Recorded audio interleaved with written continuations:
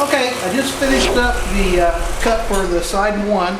Now what we'll go ahead and do is unclamp everything.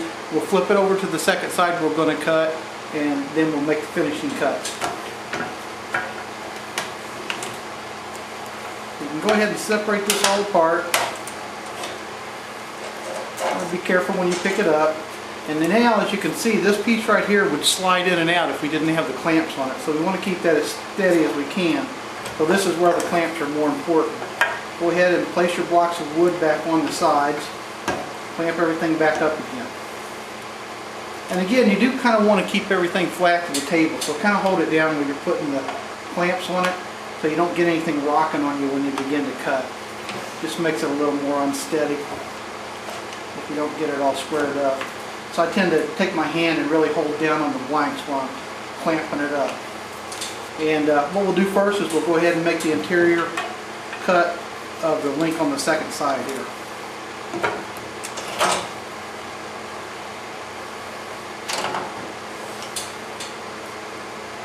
See, I've got this thing rocking a little bit. It means I don't have everything down good. So I'm going to go ahead and loosen the clamps and try to fix that before I get started here. That's better. That's what I want. I want it where it don't rock when I push on it.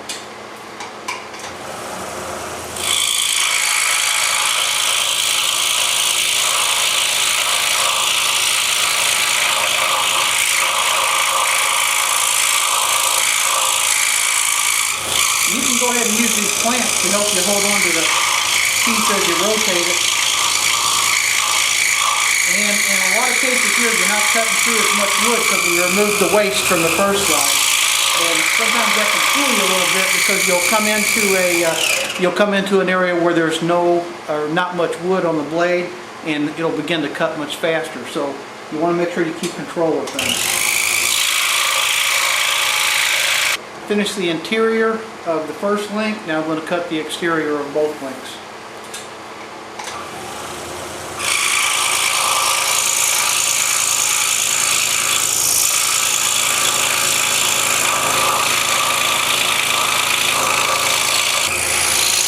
Okay, we're coming down the home stretch here. And these two links have probably taken me about, I don't know, 5-10 minutes to cut. So even if you do the entire 7 links for the pattern, you're not going to spend a lot of time cutting this out. Everything's cut. Now I'll meet you back over at the workbench and we'll take this thing apart and I'll show you what we're going to do next. Got everything back over here at the workbench now. I'm going to go ahead and disassemble the clamps and show you what we've got after we finish the cuts on the scroll saw.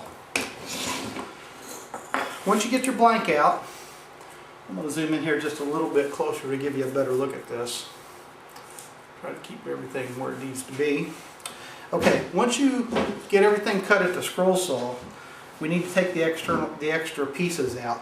And you can see where we already removed the cut from the first side, but we still have these extra pieces on the outside that need to be removed. So you want to take all this stuff apart fairly carefully because you've got some fairly thin pieces here in the links. So as you remove everything, what you're going to be left with is kind of a funny looking chain that looks like that. And what we're going to do next is remove some of this so our links will be free and interlinked. I'm zoomed in here as tight as I can get, and what I'm getting ready to do is remove everything that's not chain. And by that I mean this piece right here is a link and this piece right here is a link. But these 4 sections on each corner need to be removed, and then when we get that done you'll see there's one little piece in the middle that also needs to be removed. Now I've seen people just grab these and break them off, but it's easy to break the links. So what I do is I take a small carving knife with an X-Acto blade in it, and if you want to make sure that you pay attention to what you're doing, you can mark the sections with a pencil that you're going to cut off. It'll become pretty obvious to you once you get a good look at the piece firsthand what needs to go. But what I do, and I'm going to zoom back out just a little bit more here so I don't keep getting out of the frame. What I do is I take my X-Acto knife, and don't grasp this thing real hard because you can break it, it's just pine. And I just take and I make a score cut right there, and I make a second score cut. And I just keep making score cuts, and you can see you don't have to be intimidated by this because we're not carving, we're just cutting the piece. And I don't know if you heard that, but just with 4 cuts, I actually went all the way through that piece, and that half of that leg is off. Now what I'm going to do is follow that piece around, and I'm going to do the same thing at the other end of it, right next to the link. Pop, that piece is off.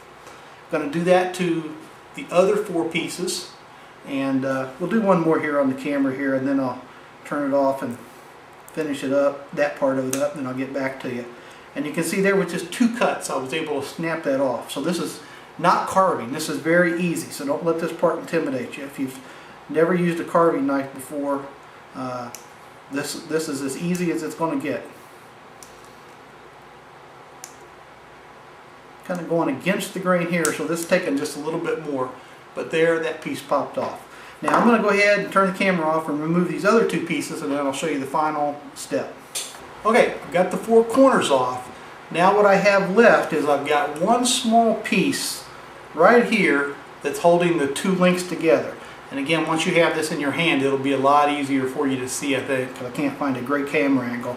But I'm going to take this very sharp-tipped X-Acto knife, and I'm just going to take my time, and I'm just going to gently cut through that middle piece, and then our 2 links will be separated. And I'm going to basically use the same technique that I used on the top. The only difference is here sometimes, because you don't have quite as much room to work, sometimes you may have to go from actually take it and use a small carving technique where you actually come and place your thumb and just dig down from the corners, just making small shavings like this. I found this works pretty good also.